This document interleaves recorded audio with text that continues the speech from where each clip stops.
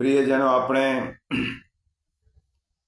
શ્રીમદ ભગવદ્ ગીતા અધ્યયન કેન્દ્ર સાથે આજે ઓનલાઈન સત્સંગ આપણો રહેશે, કારણ કે વડોદરામાં યમુના મંડળ દ્વારા આયોજિત કપિલ ગીતાની સપ્તાહ ચાલુ છે. તેથી આજે ઓફલાઈનને બદલે બધા જ માટે ઓનલાઈન કેન્દ્ર આપણે ગીતાનું અધ્યયન થઈ શકે એટલા માટે ચાલુ રાખ્યું છે. તો પરોક્ષ રીતે ફેસબુકના માધ્યમથી શ્રીમદ ભગવદ્ ગીતા અધ્યયન સાથે જોડાયેલા આપ સૌ ગીતા પ્રેમી, જિજ્ઞાસુ, અધ્યયનશીલ અને સૌભાગ્યશાળી ભાઈ બહેનોને સાનુનય જય શ્રી કૃષ્ણ. આપ સર્વના હૃદયમાં બિરાજમાન પરમ કૃપાળુ પરમાત્માને વંદન કરી આપણે ગીતા ગાયક પ્રભુ શ્રી કૃષ્ણ અને ગીતા માતાના પાવન ચરણોમાં સદૈન્ય કોટી કોટી વંદન કરી આજના અધ્યયનનો પ્રારંભ કરીએ. પ્રિયજનો, આપણે અધ્યાય 9 રાજવિદ્યા રાજગુહ્ય યોગના 28મા શ્લોક પર્યંતનું અધ્યયન કર્યું. 28મો શ્લોક ભગવાને આપણને આજ્ઞા કરી છે, શુભાશુભ ફલૈરેવં મોક્ષશે કર્મબંધનૈઃ સંન્યાસ યોગયુક્તાત્મા વિમુક્તો મામુપૈષ્યસી. પ્રભુએ કહ્યું આપણને કે સમસ્ત કર્મો મુજ ભગવાનને અર્પણ થાય છે એવા સંન્યાસ યોગથી યુક્ત થયેલા ચિત્તનો તો શુભાશુભ ફળરૂપી કર્મબંધનથી છૂટી જઈશ અને એ છૂટેલો તું મને પામીશ. શુભાશુભ સમસ્ત કર્મ મને અર્પણ કરીને સંન્યાસ યોગથી યુક્ત થયેલો તો મને પામીશ, કર્મબંધનથી છૂટી. આ જ સંદર્ભની વાત ભગવાને આપણે આગળ કર્મયોગના ષટકમાં જોઈ ગયા. 5મા અધ્યાય કર્મ સંન્યાસ યોગમાં ભગવાને કર્મયોગીઓને પણ આ જ કહ્યું છે કે ભોક્તારમ યજ્ઞ તપસામ સર્વલોક મહેશ્વરમ સુહૃદઃ સર્વભૂતાનામ જ્ઞાત્વા મામ શાંતિમૃચ્છસી. 5મા અધ્યાયમાં ભગવાને કહ્યું એ જ વાત પ્રભુ અહીંયા ભક્તિ યોગમાં પણ કહે છે. તમને જીવનમાં શાંતિ જોઈએ છે? પ્રભુ આપણને પૂછે છે. આપણે કહીએ કે હા, અમને શાંતિ જોઈએ છે. તો પ્રભુ આપણને કહે છે શાંતિ ક્યારે પણ વસ્તુ કે વ્યક્તિથી નહીં, પણ અંદરની વૃત્તિથી મળે છે. શાંતિ ક્યારેય સમૃદ્ધિથી નહીં, પણ સમજણથી પ્રાપ્ત થાય છે. શાંતિ વૈભવથી મળતી નથી, પરંતુ વિચારોથી મળે છે. અને શાંતિ ભોગથી નથી મળતી, પણ ભક્તિથી મળે છે. આપણે અશાંત રહીએ છીએ. આપણા બધાની સ્થિતિ અશાંત, ચિંતિત અને વ્યથિત. સમસ્ત લોકોના મનમાં, મહત્તમ લોકોના મનમાં શાંતિ છે, ચિંતા છે, વ્યથા છે. કારણ શ્રીમદ ભગવદ્ ગીતા તો આપણને યોગ્ય પંથે લઈ જનારો એક સૌથી મહત્વનો ભગવાને ઉપદેશ આપ્યો છે. આપણે ચિંતિત છીએ, અશાંત છીએ, વ્યથિત છીએ, કારણ કે આપણે જાતે જ આ અશાંતિ વરી લીધી છે. આપણે જાતે જ આ ચિંતાને ઉપાડી છે. વ્યથાને આપણે પાળી પોષી છે અને એનાથી આપણી સ્થિતિ, આપણને શાંતિ મળતી નથી. શ્રીમદ ભગવદ્ ગીતામાં ભગવાને આ શ્લોકમાં 28મા શ્લોકમાં કહ્યું, આપણે કર્મ અને ફળના પોટલાનો ભાર માથે લઈને ફરીએ છીએ. આપણે બધા જ કર્મ અને ફળ એનું પોટલું આપણા માથા ઉપર મૂક્યું છે. ભગવાન કહે છે કે આ કર્મ અને ફળના પોટલા લઈ એ મને આપી દો, તમે એનો ભાર ના ઉપાડશો. ભગવાન આપણી પાસે માગે છે અને ગીતામાં કહું કે તે તારો બધો જ ભાર ઉપાડવા હું તૈયાર છું. પણ ગઈ વખતે આપણે જોયું હતું તેમ આપણી દશા પેલા ટ્રેનમાં મુસાફરી કરતા પ્રવાસી જેવી છે કે જે ટ્રેનમાં બેસીને પણ પોતાના સામાનનું પોટલું પોતાના માથા ઉપર મૂકે છે. પ્રવાસીની જેમ આપણે ભૂલી જઈએ છીએ કે જે ટ્રેન મને લઈ જાય છે તે મારા સામાનને પણ લઈ જશે. એ ટ્રેન જ બંનેનો ભાર વહન કરશે.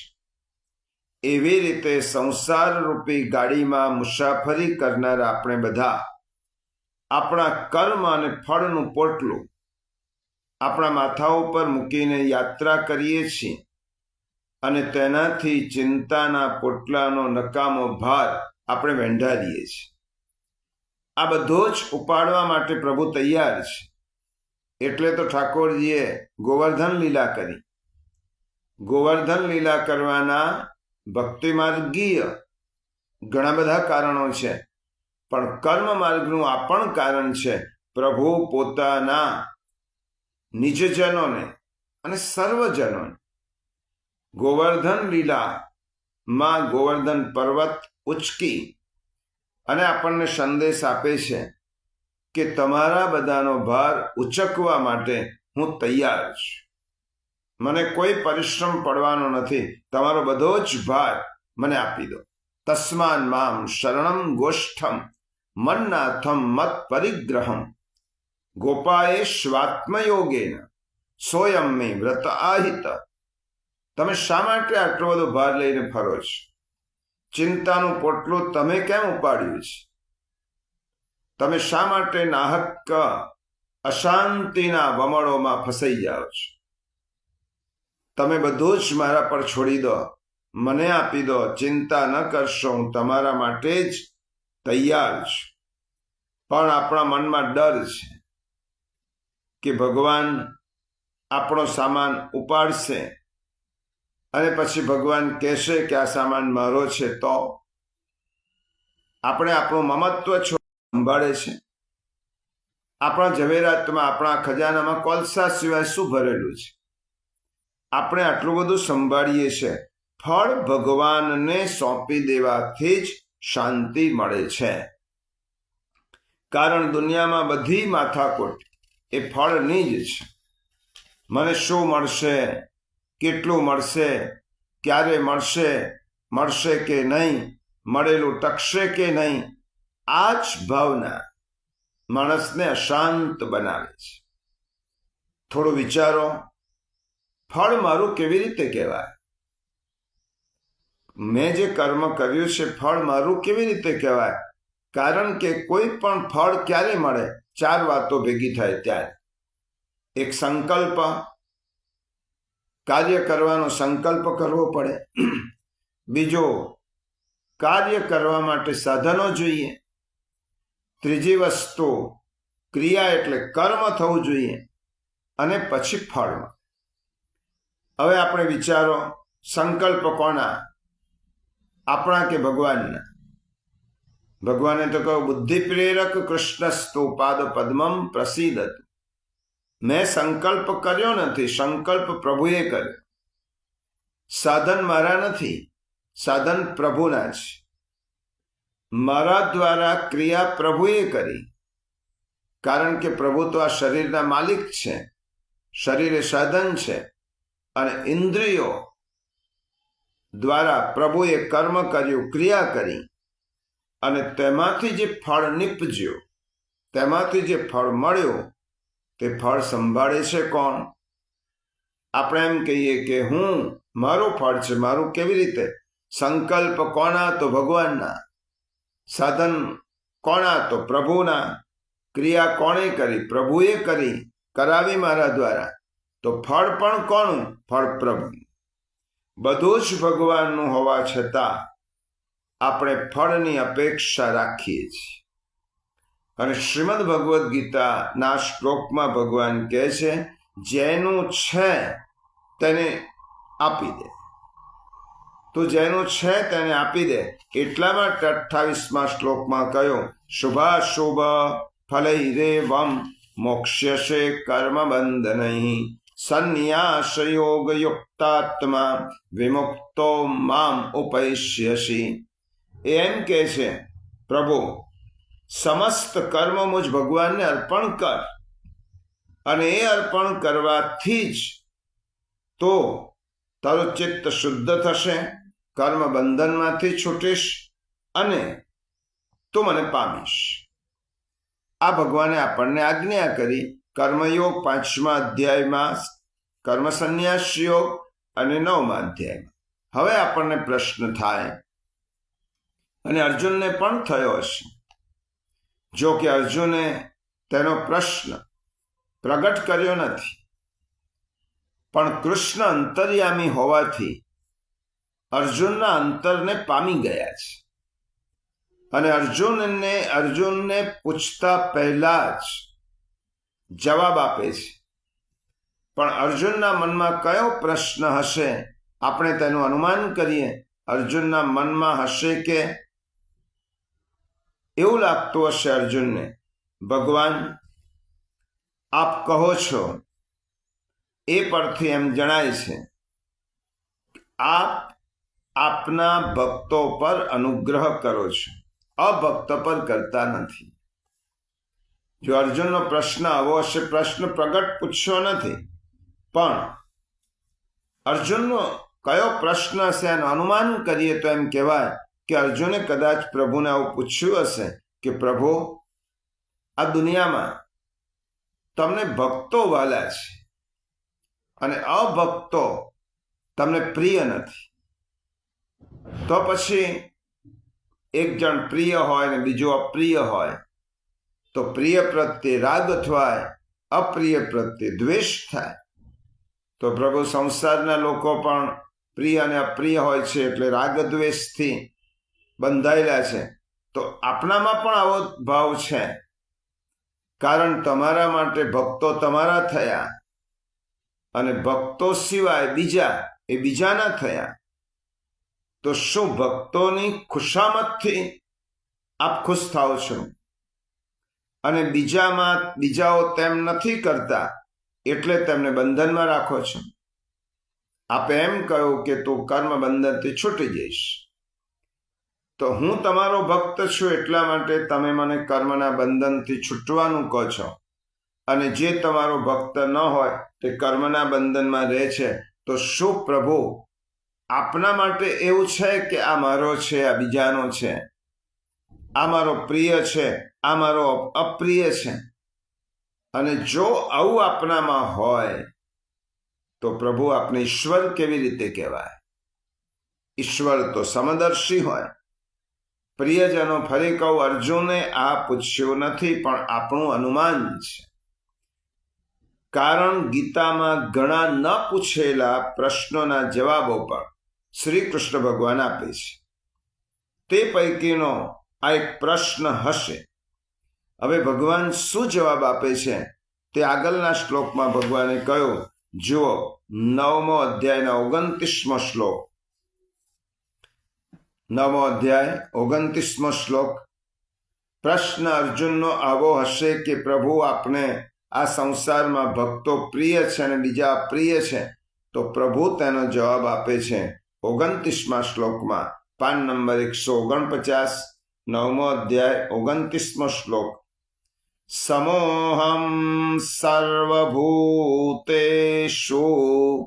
ન મે દ્વેષ્યોસ્તિ ન પ્રિયઃ યે ભજન્તિ તુ માં ભક્ત્યા મયિ તે તેષુ ચાપ્યહમ.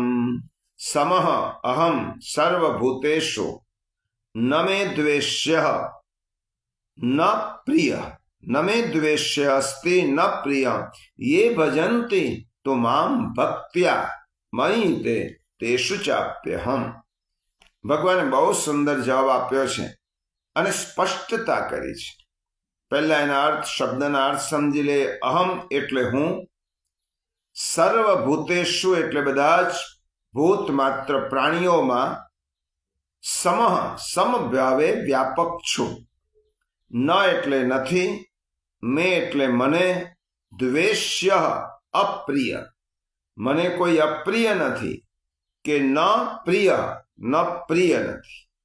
છતાં પણ યે એટલે જે ભક્તો, મામ એટલે મને, ભક્ત્યા એટલે પ્રેમથી, ભજંતી ભજે છે તેઓ, મયી એટલે મારામાં, ચ અને, અહમ હું, અપી એટલે પણ, તેષુ તેમનામાં, પ્રત્યક્ષ રૂપે પ્રગટ છું. ભગવાને શું કહ્યું? હે અર્જુન, હું તો સર્વભૂતો પ્રત્યે સમાન છું. સર્વને સમાન રીતે સત્તા, સ્ફૂર્તિ અને આનંદ પ્રદાન કરું છું. સર્વમાં સમાન રૂપે અંતર્યામી રૂપે નિવાસ કરું છું. એવું નથી કે ક્યાંક મારી હાજરી વધુ હોય કે ક્યાંક ઓછી, કારણ કે હું સર્વમાં વ્યાપ છું. મને કોઈ પ્રિય નથી, મને કોઈ અપ્રિય નથી, કારણ કે સગળા ભૂતોમાં હું વ્યાપ્ત છું. પરંતુ જે ભક્તો મને પ્રેમથી ભજે છે તેઓ મારામાં છે અને હું પણ એમનામાં પ્રત્યક્ષ રૂપે પ્રગટ છું. હવે આ શ્લોક દ્વારા પ્રભુએ સ્પષ્ટતા કરી કે મને કોઈ પ્રિય નથી કે કોઈ અપ્રિય નથી, કારણ કે હું દ્વંદ્વોથી મુક્ત છું, નિર્દ્વંદ્વ છું. પરબ્રહ્મના સમત્વ રૂપને સમજાવવા માટે કહ્યું. પ્રભુ કેવા છે? નિર્દોષમ હિ સમમ બ્રહ્મ.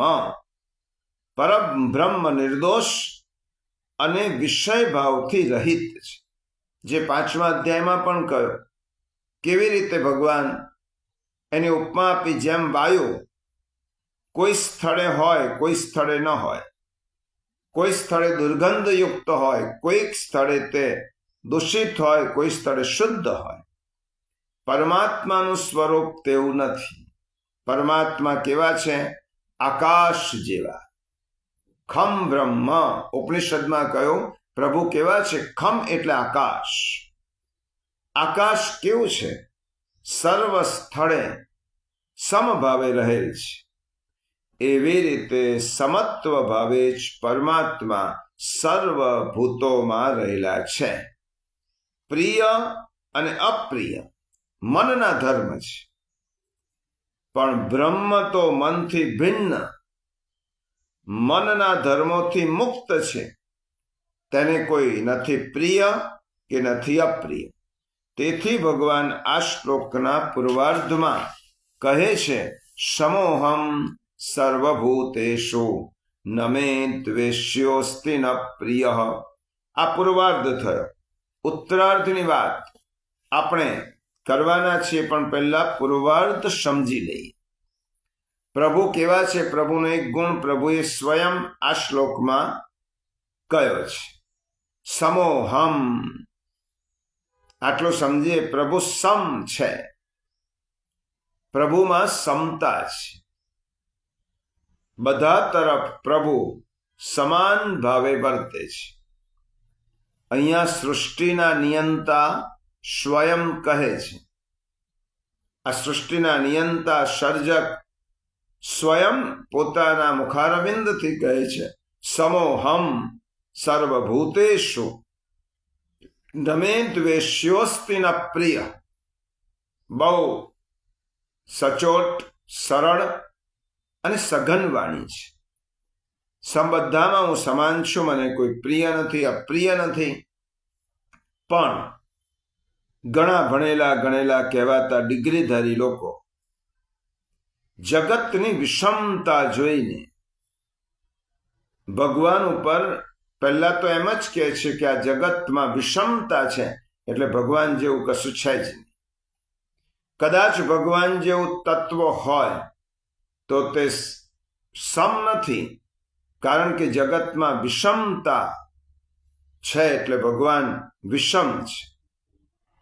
આવું કહેનારા કેટલાક લોકો ભગવાન ઉપર વિષમતાનો આરોપ મૂકે છે.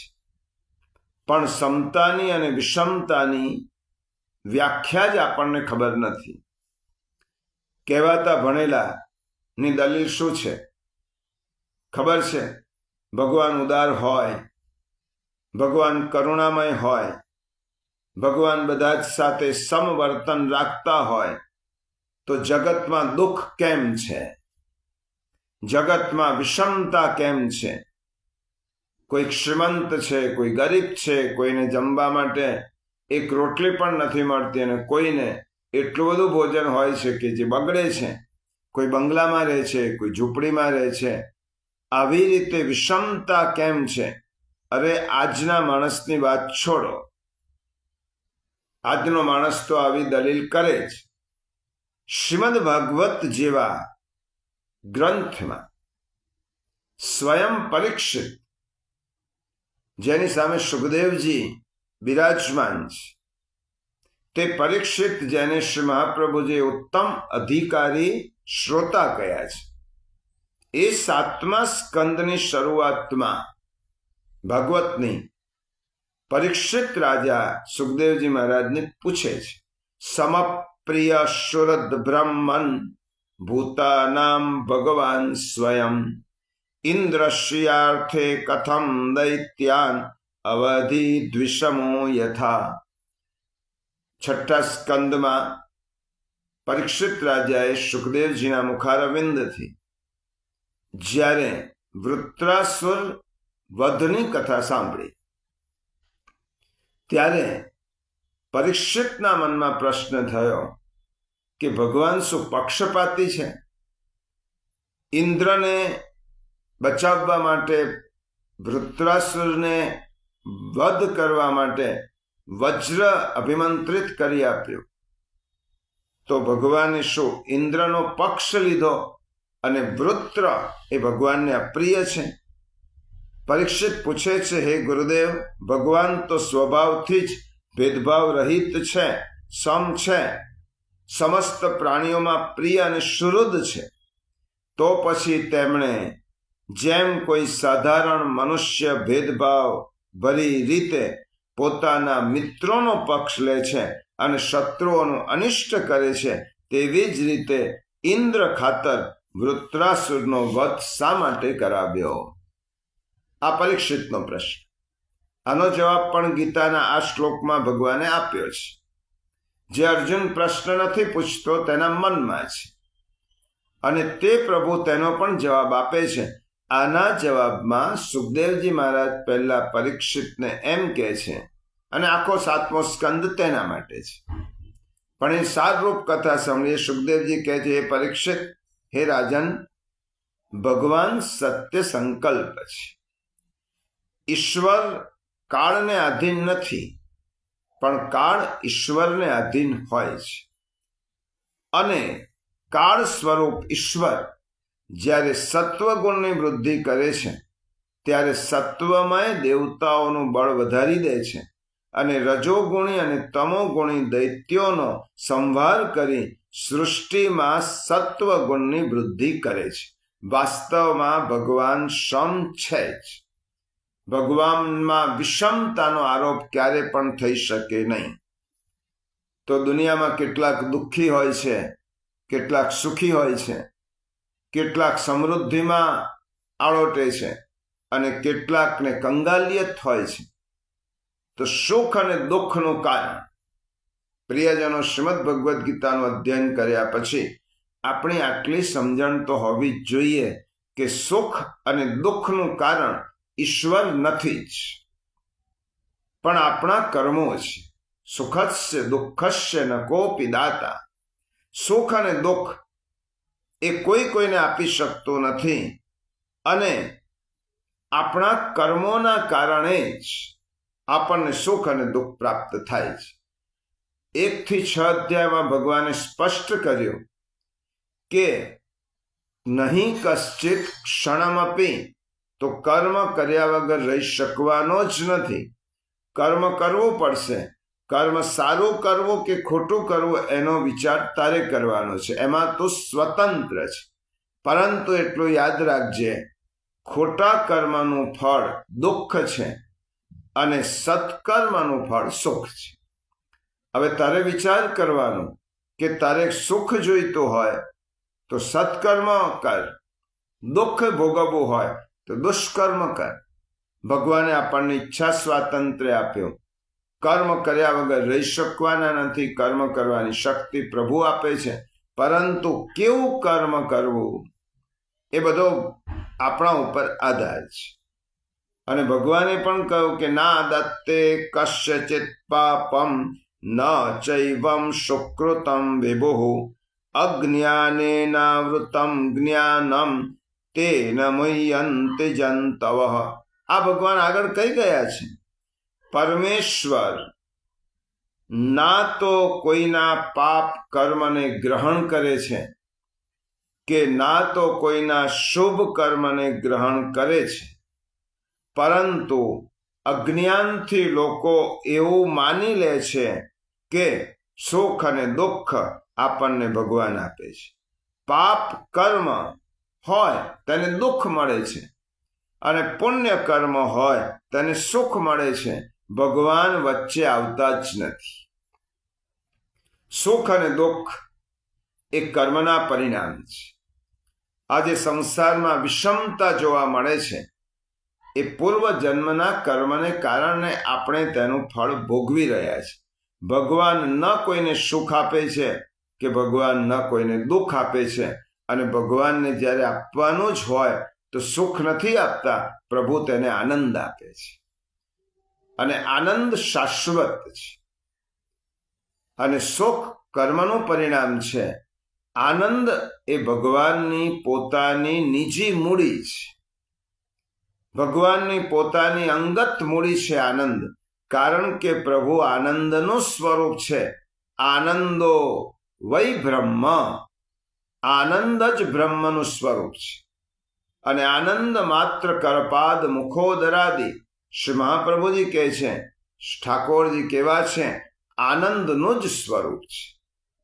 એ આનંદમય ભગવાન જ્યારે કોઈ જીવાત્માને કંઈ પણ આપવા ધારે છે તો તે ક્ષણિક સુખ નહીં, એ શાશ્વત આનંદ આપે છે. સુખ અને દુઃખ આપણા જ કર્મોના પરિણામ છે. સ્વકર્મ સૂત્ર ગ્રથિતો હિ લોકે. સમસ્ત લોક પોતાના કર્મોના ફળથી જ પોતાનો જીવન જીવે છે. આપણા મગજમાં શું ભરાઈ ગયું છે તે જ ખબર પડતી નથી કે આપણને ભગવાને શા માટે ભગવાન પર સંશય નિર્માણ થાય છે. ભગવત શક્તિ ઉપર સંશય નિર્માણ થાય છે. ગીતાને ન સમજીને આપણે નથી ભગવાનને સમજ્યા, નથી પોતાને સમજ્યા કે નથી જગતને સમજ્યા. આ જગતમાં વિષમતા છે જ ક્યાં? કોણ કહે છે વિષમતા છે? કર્મના ફળની દ્રષ્ટિએ છોડી દો, એ સિવાય તમને ક્યાં વિષમતા લાગી? ભગવાન દ્વારા નિર્મિત પ્રકૃતિના તત્વો ક્યાંય વિષમતા કરતા જણાય છે? નિસર્ગનો આનંદ બધા જ સમાન રીતે માણી શકે છે. શિયાળાનો ઉગતો સૂર્ય એ બધાની ઠંડી સમાન રીતે દૂર કરે જ છે. સૂર્ય ભેદભાવ નથી રાખતો કે હું આની ઠંડી દૂર કરું ને આની ન કરું. આકરી ગરમી પડતી હોય ત્યારે વાદળના બિંદુઓ બધાને સરખો જ આનંદ આપે છે. શું વરસાદના બિંદુઓ ભેદભાવ રાખે છે? સૂર્ય પોતાની ઉષ્મા આપવામાં કોઈ ભેદભાવ રાખે છે? અગ્નિ ક્યારેય કોઈને હૂંફ આપવામાં કે ઉષ્મા આપવામાં ભેદભાવ કરે છે ખરો? પાણી બધાને સમાન રીતે ઠંડક નથી આપતો. પૃથ્વી બધાને સમાન રીતે સંભાળતી નથી. હવામાંથી પસાર થતો પ્રાણવાયુ નાના મોટા ગરીબ શ્રીમંત ભણેલા ગણેલા અભણ બધા માટે સમાન છે. કોઈમાં ભેદ જોવાય છે ખરો કે હવામાંથી ઓક્સિજન એ આને જ મળશે, આને નહીં મળે? પુષ્પની મધુર સુવાસ બધા સમાન રીતે તેનો તેને ભોગવતા નથી. તો પ્રિયજનો, નિસર્ગનો આનંદ, ભગવાને રચેલી આ નિસર્ગ પ્રકૃતિ, એનો આનંદ બધાને એક સરખો જ મળે છે. પ્રકૃતિના તત્વોમાં વિષમતા જણાય છે ખરી. સૂર્ય છે, ચંદ્ર છે, પૃથ્વી છે, જલ છે, અગ્નિ છે, તેજ છે, વાયુ છે. આ વિષમતા પૃથ્વીના તત્વોમાં, આ પ્રકૃતિના તત્વોમાં જણાતી નથી. તેવી જ રીતે ભાવનો આનંદ બધાને સરખો જ મળે છે. ભાવનો આનંદ, ભાવનું ઝરણું હૃદયમાંથી વહે છે અને ભાવનો આનંદ બધાને સરખો મળે. પોતાના બાળકને સ્તનપાન કરાવતી ઝૂંપડામાં રહેલી માં હોય કે મહેલમાં રહેલી રાણી હોય, પોતાના બાળકને જ્યારે સ્તનપાન કરાવે છે, એક ઝૂંપડામાં રહેલી ગરીબ સ્ત્રી છે અને એક મહેલની સમૃદ્ધિમાં રહેતી એક રાણી છે. બંને સ્ત્રીઓને પોતાના બાળકને સ્તનપાન કરાવતી વખતે જે ભાવ કે જે આનંદ મળવો જોઈએ તે મળે છે. આમાં ક્યાં ભેદભાવ છે? પરણીને રાજકન્યામાંથી રાણી થઈને આવેલી રાજકુમારી છે કે એકાદ ઝૂંપડામાં રહેલી ખેડૂતની છોકરી છે, પરણ્યા પછી બંને ખીલે છે. ભગવાને ક્યાં ભેદભાવ કર્યો? એ રાજકન્યા હોય કે ઝૂંપડીમાં રહેતી સ્ત્રી હોય, પતિનું નામ સાંભળી રાણી જેટલી શરમાય તેટલી ખેડૂતની છોકરી પણ શરમાય. ક્યાં વિષમતા છે? વિષમતા જોવા મળી. વિષયોનો આનંદ, જો ભાવનો આનંદ ભગવાન સમાન રીતે આપે છે. પ્રકૃતિના તત્વો કોઈમાં ભેદભાવ કર્યા વગર સમાન રીતે બધાને જુએ છે. એવી રીતે વિષયોનો આનંદ ભગવાન સમાન રીતે આપે છે. ભૂખ્યા પેટે કોળીઓ પેટમાં પધરાવ્યા પછી જે ક્ષુધા તૃપ્તિની અનુભૂતિ થાય છે તેમાં કોઈ ફરક ખરો? એ શ્રીમંત હોય કે ગરીબ હોય, એક ઝૂંપડીમાં રોટલો ખાનાર ખેડૂત હોય કે એક 56 ભોગ આરોગતો શ્રીમંત હોય, આ બંનેને ભૂખ લાગી હોય અને ખેડૂત રોટલાનો ટુકડો મોઢામાં મૂકે અને શ્રીમંત વ્યક્તિ મીઠાઈ મોઢામાં મૂકે તો ક્ષુધા તૃપ્તિનો આનંદ બંનેને સમાન છે. એમાં ક્યાં ફેરફાર છે? તરસ્યાને પાણી પીવાથી જે તૃષા છીપવાની અનુભૂતિ થાય તે બધાને જ થાય. આ પૃથ્વીના બધા જ લોકોને તરસ્યા હોય ને પાણી પીવાથી જે તૃષા તૃપ્તિની અનુભૂતિ થાય એ બધાને થાય છે. રાત્રે ઊંઘનો આનંદ બધાને સરખો છે. કોઈ જમીન પર સૂવે, કોઈ ખાટલા પર સૂવે, કોઈ મોંઘા પલંગ પર સૂવે, પણ સૂવાનો આનંદ બધાને સમાન છે. કોઈ રસ્તા પર સૂતે હોય તો એ ઘસઘસાટ સૂઈ જાય, કોઈ ખાટલામાં સૂતો હોય તે પણ સૂઈ જાય, કોઈ મહેલમાં સૂતો હોય તે પણ સૂઈ જાય. સૂવાના આનંદમાં કોઈ વિષમતા દેખાય છે ખરી? જો પ્રકૃતિના આનંદમાં નથી, ભાવના આનંદમાં નથી, વિષયોના આનંદમાં કોઈ ભેદભાવ નથી. વૈચારિક આનંદ, સારું ચલચિત્ર કે પિક્ચર, નાટક કે પિક્ચર જોયા પછી જે આનંદ મળવો જોઈએ બધાને મળે છે. પછી નાનો હોય, મોટો હોય, ભણેલો ગણેલો હોય, એમાં કોઈ ભેદભાવ થાય છે ખરો? સંગીતની સુરાવલી માણતા જે આનંદની સરવાણી અંદરથી વહે છે તે ઊંચ નીચનો ભેદભાવ જોતું નથી. સંગીતની સુરાવલીનો આનંદ બધાને સમાન છે. તો પ્રિયજનો, નિસર્ગનો આનંદ, ભાવનો આનંદ, વિષયોના ઉપભોગનો આનંદ, વૈચારિક આનંદ જો બધાને સમાન રીતે મળતો હોય તો જગતમાં વિષમતા ક્યાં રહી? વિષમતાનો આરોપ ભગવાન પર શા માટે? ભગવાન સ્વયં કહે છે, સમોહમ સર્વભૂતેષુ ન મે દ્વેષ્યોસ્તિ ન પ્રિય. હું બધા જ માટે સમ છું. મારા માટે કોઈ પ્રિય નથી, કોઈ અપ્રિય નથી. આપણે માત્ર જગતની વિષમતા જોયા પછી સુખ દુઃખ કર્મના સિદ્ધાંતને ભૂલી જઈને બધા જ માણસો એક સમાન નથી એટલા માટે ભગવાન વિષમ છે એવો આરોપ મૂકીએ છીએ. વિષમતા છે જ નહીં, છતાં પણ રાત દિવસ ભગવાન ઉપર અસમાનતાનો આરોપ, વિષમતાનો આરોપ થાય છે. અને જે વિષમતા દેખાય છે તે કર્મોને કારણે છે. એક જ પિતાના બે દીકરા હોય, એમાં એક દીકરો મહેનત કરે, પ્રચંડ પુરુષાર્થ કરે અને આગળ વધે. બીજો છોકરો એ જ પિતાનો દીકરો છે, એ જ સંપત્તિ એને મળી છે, પરંતુ તે આળસુ રહે, પ્રમાદી રહે, નિષ્ક્રિય રહે. તો પેલા દીકરાને જેટલું મળ્યું હતું એટલું જ આને મળ્યું હતું. એક જણે સંપત્તિને યોગ્ય વિનિયોગ કરી પ્રચંડ પુરુષાર્થથી સંપત્તિમાં વધારો કર્યો અને બીજા દીકરાએ પોતાને મળેલી સંપત્તિ એશોઆરામમાં, આળસ, પ્રમાદમાં, પ્રમોદમાં એ ખર્ચી નાખી, તેને વૃદ્ધિ ન કરી.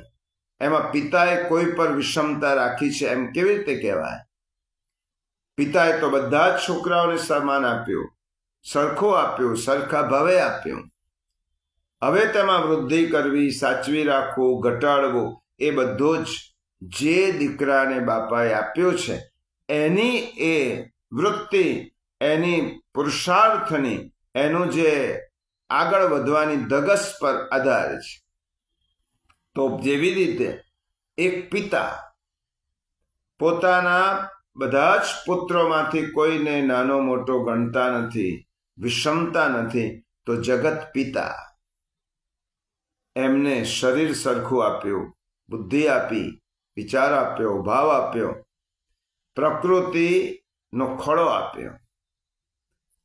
એમાં કોઈ વિષમતા નથી રાખી, પરંતુ શું કરવું અને શું ન કરવું એમાં ભગવાન વચ્ચે પડતા નથી. એ ઈચ્છા સ્વાતંત્ર્ય પ્રભુએ આપણને આપ્યું છે. એ ઈચ્છાની સ્વતંત્રતા તો જે રીતે ઈચ્છે એ રીતે કરી શકે. તો આ શ્લોક પરથી આટલું સમજી લેવાનું કે પ્રભુ સમ છે, વિષમ નથી. પરમાત્મામાં એબ્સોલ્યુટ બેલેન્સ, તેને કોઈ લહેર પણ નથી કે જે વિષમતા લાવતી હોય. સમસ્તપણે સમતોલ એટલે પરમાત્મા. જેવી રીતે ત્રાજવાના બંને પલ્લા એકદમ સ્થિર હોય, હલચલ ન કરતા હોય, વીણાના તાર એકદમ બરાબર હોય, ના બહુ ઢીલા હોય કે ના બહુ ખેંચાયેલા હોય, આવી ક્ષમતા પ્રભુમાં છે, આવી ક્ષમતા પરમાત્મામાં છે. જેને પણ પરમાત્માને મેળવવો છે, ભગવાને આ બે સૂચન આપણને કર્યા છે. હું સમ છું, સમોહમ સર્વભૂતેષુ. હું બધા જ પ્રાણી માત્રની સાથેનો મારો વ્યવહાર સમ છે. સમોહમ સર્વભૂતેષુ. તો જેને પરમાત્માને મેળવવો છે તેને પણ જીવનમાં સમતા લાવવી પડશે. આની સાથેનો એક બીજો વિચાર આ શ્લોક સાથેનો, કોઈ ઈચ્છે કે હું વિષમ રહીને પરમાત્માને મેળવી જ લઉં તો તે મળી શકે નહીં.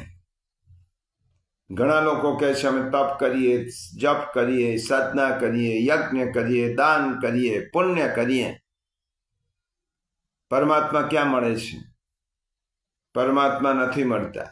આપણું શાસ્ત્ર એમ કહે છે પરમાત્મા જેવા છે તેવા તમે બનો તો પરમાત્મા મળે. કૃષ્ણો ભૂત્વા કૃષ્ણમ યજેત, રામો ભૂત્વા રામમ યજેત. શિવો ભૂત્વા શિવમ યજેત. પરમાત્મા જેવા છે, પ્રભુ કેવા છે? સમ છે, સમોહમ. તો આપણે વિષમ રહીને ક્યારે પણ પ્રભુના દર્શન કરી શકીએ નહીં. ભાગવતના મંગલાચરણના બીજા શ્લોકમાં કહ્યું કે ધર્મ પ્રોજનિત કૈતવોત્ર પરમો નિર્મત્સરાણામ શતામ. કોણે હું મળું છું? નિર્મત્સર, કપટ રહિત. તો આપણે ભગવાન મળતા નથી, ભગવાનના દર્શન નથી થતા, કારણ કે આપણામાં જેટલી વિષમતા એટલા પ્રભુ આપણાથી દૂર. જેટલી આપણામાં સમતા એટલા પ્રભુ આપણી નજીક. આપણે વિષમ છીએ તો પ્રભુથી દૂર છીએ. આપણે જીવનમાં આ મારું, આ તારું, આ પ્રિય, આ અપ્રિય, આના પ્રત્યે રાગ, આના પ્રત્યે દ્વેષ, આના પ્રત્યે મમત્વ, આના પ્રત્યે ઈર્ષા, તો પ્રભુ આપણાથી દૂર. આપણામાં જેટલી વિષમતા એટલા આપણે પરમાત્માથી દૂર, અને આપણામાં જેટલી સમતા એટલા પરમાત્માથી નજીક. જરા વિચારજો, આપણું મન હંમેશા માટે ક્યાંક ને ક્યાંક ઢળતું હોય છે. બહુ સુંદર ગીતાનો આ શ્લોક પ્રભુએ પોતાના માટે કહ્યો છે અને આપણા માટે પણ કહ્યો છે. હું સમ છું, તું પણ સમ બન. હું વિષમ નથી, તારે પણ વિષમ નથી બનવાનું. પણ આપણો મનનો તમે નિરીક્ષણ કરજો, ક્યાંક ને ક્યાંક એ ઢળતું રહે છે. કોઈક વૃત્તિમાં, કોઈક લોભમાં, કોઈક ઈચ્છામાં, કોઈક વ્યક્તિમાં, કોઈક વસ્તુમાં ક્યાંક ને ક્યાંક આપણું મન ઢળતું રહે છે. આપણે ક્યાંક તો કોઈની વિરુદ્ધમાં અથવા ક્યાંક તો કોઈની તરફેણ હંમેશા ઊભા રહીએ છીએ. કોઈની વિરુદ્ધમાં છીએ તો કોઈની તરફેણમાં છીએ. આપણે કોઈકની તરફેણમાં નમી જઈએ છીએ. આપણું મન એવું છે, કોઈને પ્રતિકૂળ અથવા કોઈને અનુકૂળ નમેલા રહીએ છીએ. આપણે હંમેશા ઢળેલા જ રહીએ છીએ, અને આ ઝુકાવ 24 કલાક આપણો બદલતો રહે છે. 24 કલાક આપણને પણ ચોક્કસ ખબર નથી પડતી કે સાંજ સુધી ઊંટ કયા પડખે બેસશે. એવી રીતે આપણું મન છે. આપણું મન સાંજે કોણા તરફ ખેંચાશે, આપણું મન કોણા તરફ ઝૂકશે કે કોની વિરુદ્ધ થશે, આપણને પણ ખબર નથી. દિવસ દરમિયાન ઘણીવાર આપણા મનની દશા બદલાય છે. આ જે ચિત્તની વિષમ દશા છે તે પરમાત્મા તરફ આપણને લઈ જનારી બનતી નથી. એ લઈ જઈ શકે નહીં, લઈ જતી નથી. પછી ગમે તેટલા પાઠ કરીએ, ગમે તેટલી પૂજા કરીએ, દાન કરીએ, ધર્મ કરીએ, બધું ઘણું કરીએ, પરંતુ મનની વિષમ સ્થિતિ સમ બનાવ્યા વગર પરમાત્મા સાધી શકાતા નથી. કારણ કે પ્રભુ તેને જ પોતાની પાસે બોલાવે છે જે પોતાના જેવો હોય. પ્રભુ સમ છે તો વિષમ વ્યક્તિને ક્યાંથી બોલાવશે? એટલે ભગવાને સમોહમ, હું બધા ભૂત માત્ર પ્રત્યે સમાન છું, તેવી રીતે તારે પણ સમાન થવું જોઈએ. જે વ્યક્તિ પરમાત્માને મેળવવા ઝંખે છે, જેને પરમાત્માને મેળવવો છે, તેને 24 કલાક ધ્યાન રાખવું પડે છે કે તેના મનની સ્થિતિ સમતોલ છે કે નહીં. પણ આપણું મન હંમેશા આ તરફ કે આ તરફ ઝૂકેલું હોય છે. ઉપરથી બહુ ફરક પડતો દેખાતો નથી. અસલી સવાલ આપણી જાણકારીનો છે. એક માણસ સમ દેખાય છે પણ અંદરથી વિષમ છે. આનાથી ઉલટું પણ હોઈ શકે છે. માણસ બહારથી સમ દેખાતો હોય અને અંદરથી વિષમ હોય. આનાથી ઉલટું પણ હોય કે પૂજા કરતો રાવણ દશાસ્યો યદબાહુન નભૃત રણકંડો પરવશાન, તપ કરતો હિરણ્યકશ્યપુ બહારથી સમ દેખાય પરંતુ અંદર વિષમતાનું પૂર ચાલતું, અંદર વિષમતા ભરેલી હોય. અને યુદ્ધ ભૂમિમાં તમે જો કૃષ્ણનું ચરિત્ર જુઓ, એક જણ ભગવાનની પૂજા કરે છે છતાં વિષમ છે, અને યુદ્ધ ભૂમિનામાં હાથમાં સુદર્શન ધારણ કરી સંવાર કરતા શ્રી કૃષ્ણ બહારથી વિષમ દેખાય છે પરંતુ અંદરથી સમતાનું ઝરણું વહેતું હોય છે. અંદરથી સમાન છે, બહારથી વિષમ દેખાય. કુરુક્ષેત્રના મેદાનમાં યુદ્ધ ભૂમિમાં સુદર્શન ચક્ર લઈને મારનાર પ્રભુ એ વિષમ નથી, સમ છે. એટલા માટે મહાપ્રભુજી કહે છે કે પ્રભુ ભક્તો ઉપર બે રીતે કૃપા કરે છે, એક અનુગ્રહ અને નિગ્રહ. અનુગ્રહ કોના ઉપર કરે છે કે જે પોતાના ભક્તો છે તેને ખોળામાં બેસાડી અને પ્રભુ અનુગ્રહ કરે છે. અને જે ખોટા માર્ગે ગયેલો છે એ પણ પ્રભુનો જ છે, પરંતુ તેને દંડ આપીને પ્રભુ તેના ઉપર અનુગ્રહ કરે છે.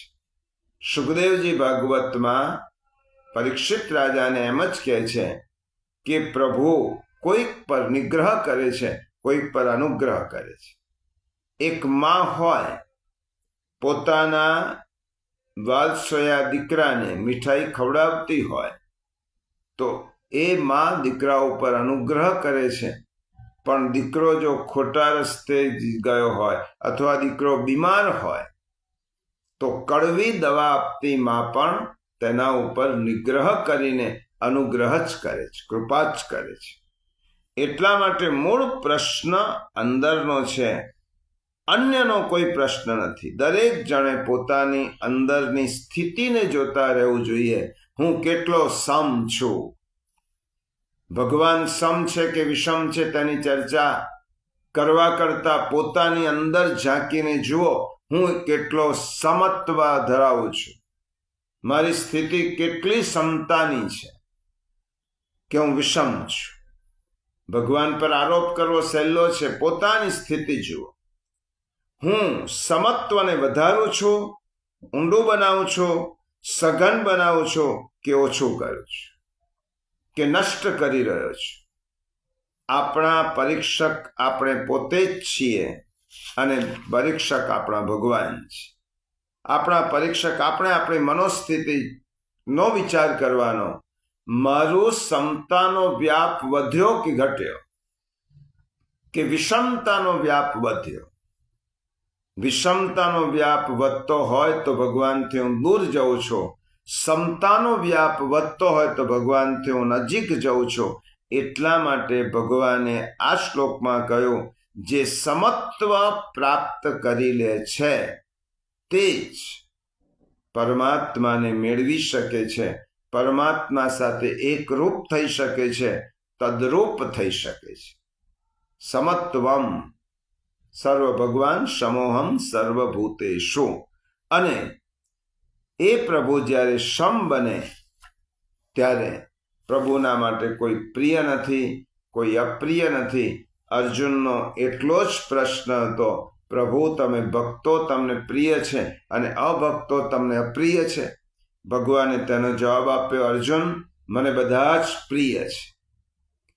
અને ભગવાને ઉત્તરાર્ધમાં કહ્યું, પણ અર્જુન એક માં હોય કે બાપ હોય, પોતાનો સેવારત આજ્ઞાંકિત પ્રામાણિક પુત્ર પ્રત્યે તેને થોડોક એમ હોય કે આ મારું બધું જ, આ પુત્ર મારું બધું જ સંભાળે છે, મારી સેવારત છે, મારા મય થયેલો છે, તેના તરફ માનું થોડું વિશેષ ધ્યાન એટલા માટે છે કે આ પુત્ર મારા માટે જીવે છે. અને જે પ્રભુ માટે જીવતો હોય એને ભગવાને એમ કહ્યું કે એ વ્યક્તિ એ પુત્ર માટે હું પણ એનો બની જાઉં છું અને હું પણ તેના માટે જીવું છું. એટલે ભગવાન બીજી લીટીમાં બહુ સુંદર વાત કરે છે, હું આમ તો બધા પ્રત્યે સમ છું, મને કોઈ દ્વેષી નથી, મને કોઈ પ્રિય નથી, પરંતુ યે ભજંતી તુમામ ભક્ત્યા મયી તે તેષુ ચાપ્યહમ.